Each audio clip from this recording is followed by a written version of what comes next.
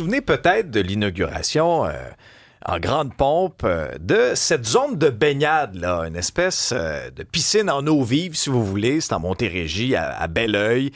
Et on vantait les mérites de la nage en eau libre et quoi que ce soit. Or, on apprend ce matin dans le journal, via la plume de notre collègue Annabelle Blais du bureau d'enquête, qu'il y a des matières cancérigènes en provenance du terrain de Nordvolt qui se sont écoulées dans la rivière Richelieu, qui est pas très loin de la fameuse piscine en eau vive inaugurée à Belleuil, qui est à peu près à 5 km de l'usine. Annabelle Blais est avec nous. Bonjour Annabelle.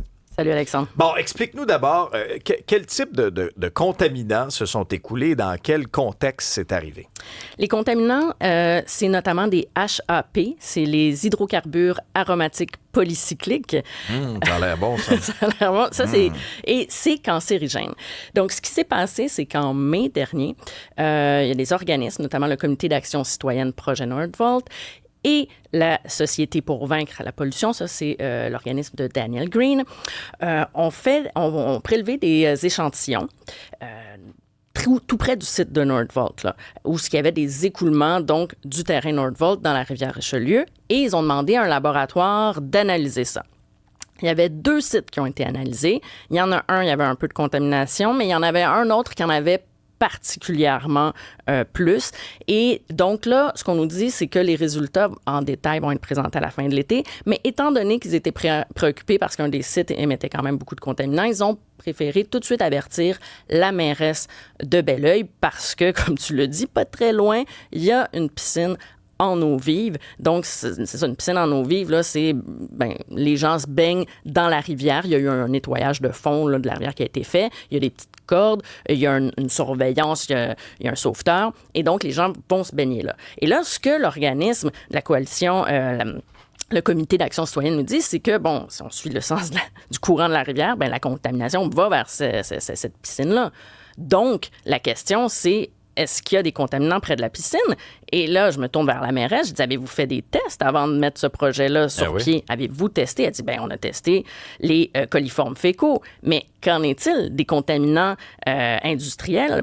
Et là, c'est là qu'on me dit, non, ça n'a pas été testé. Donc, la réponse, on l'a pas. La mairesse s'est dit préoccupée. Et là, ce qu'elle nous assure, c'est que depuis qu'elle a reçu le courriel, le 14 juillet dernier, elle est à la recherche de scientifiques pour pouvoir bonifier ces protocoles pour inclure des contaminants toxiques comme les HAP. Mais entre-temps, est-ce que la piscine en eau vive reste ouverte? La piscine reste ouverte. Ce qu'elle nous dit, c'est que, la contamination est plus élevée quand il y a des fortes pluies, parce qu'il y a plus d'eau de ruissellement, donc ça se retrouve plus dans la rivière. C'est pas mal ce qu'on a eu en juillet, des forces de pluie. Oui, c'était pas un beau mois de juillet. Et donc, la piscine est déjà fermée quand il y a beaucoup de pluie, parce que, oui, il y a plus de contaminants industriels, mais il y a aussi plus de coliformes fécaux. Donc, ils nous disent, la piscine est déjà fermée quand il y a des fortes pluies. Mais c'est sûr que de ne pas avoir fait de test, ça ne permet pas de rassurer personne. Donc là, la prochaine étape, c'est vraiment, parce que la mairesse nous dit, il faut avoir un inventaire clair de ce qui se trouve dans l'eau. Oui, c'est la 2e saison là, de la piscine, donc ça serait bien d'avoir cet inventaire clair. Là, à ce stade-ci, on ne sait même pas si Nordvolt va voir le jour sur la Rive-Sud. Sincèrement, là, je veux dire, de mois en mois, ce projet-là fait les manchettes pour les mauvaises raisons. Dans le journal ce matin, on apprend que Paolo Cerrucci, qui est l'ancien grand patron de Nordvolt ici, on se souviendra qu'il avait quitté ses fonctions de PDG, conserve uniquement ses fonctions de président du conseil d'administration de la division nord-américaine. Lui, il vient discrètement de mettre en vente sa résidence montréalaise du Myland de 3,3 millions. Alors là, quand exemple, là, vous avez un enjeu comme ça, vers qui vous vous tournez chez Nordvolt? Y a-t-il encore quelqu'un qui répond au téléphone chez Nordvolt? S'il y a encore quelqu'un, j'aimerais ça qu'il me rappelle, parce que moi, je te dirais que regarde, je vais te dire ce que j'ai fait, là, quand je fouille, je creuse cette nouvelle-là, je me dis, il faut faire réagir Nordvolt. Très bien. C'est rendu qui, le porte-parole? Parce que je me souviens que le directeur des communications avait quitté au printemps. Donc, je sors un communiqué de presse qui est de 2025, de mai. Et je me dis, c'est pas si loin, c'est mai pas 2025. si loin. T'as un filon, là.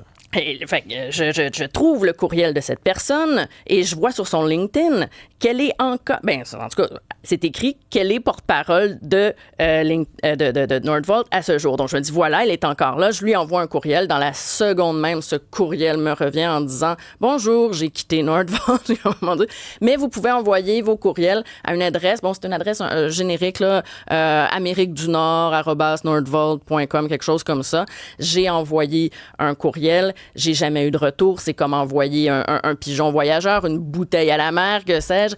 Pas de nouvelles. Donc, silence radio. Et c'est ça aussi l'enjeu. Et juste cette petite chose-là illustre le manque d'imputabilité parce que dans les tests qui ont été faits par les organismes en mai, OK, et qui avaient de la contamination, il y a une bonne nouvelle là-dedans quand même, c'est qu'un des 2 sites échantillonnés, il y avait moins de contamination.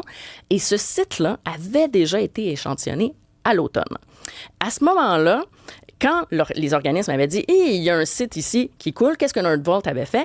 Ils avaient créé un bassin de rétention. Ça veut dire que ça fonctionne. Le bassin de rétention créé à l'automne retient bien certains contaminants. Donc, en mai, ça se porte mieux pour ce site-là. Bonne nouvelle. Mais là, ce qui inquiète les organismes, c'est « Mais là, Nordvolt, c'est qui? On ne sait même plus son où. » Donc, qui va s'assurer que les bassins de rétention sont toujours entretenus dans les prochaines semaines? Et c'est ça, c'est que là, on a une solution, mais s'il n'y en a personne sur le terrain pour bien l'appliquer, ça ne sert à rien. Donc, l'inquiétude demeure. Bien, puis Annabelle, il faut remonter un peu dans l'histoire aussi pour comprendre qu'est-ce qu'il y avait sur ce terrain-là avant? Parce que, je veux dire, c'était pas un parc national, là. C'était l'usine de la CIL. C'est ça. Bon, c'était une usine qui fabriquait des explosifs. Et le site, là, était vacant depuis à peu près 25 ans. Mais, donc, à la défense de Nordvolt, d'une certaine façon, la contamination actuelle, c'est beaucoup plus probable que ce soit la contamination de CIL, justement.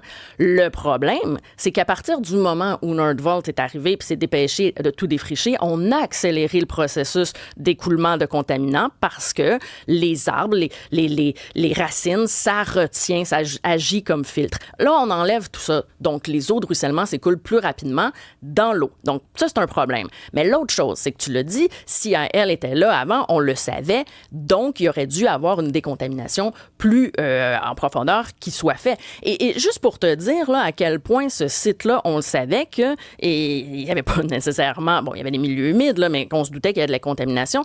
Pierre Fitzgibbon avait dit en 2003...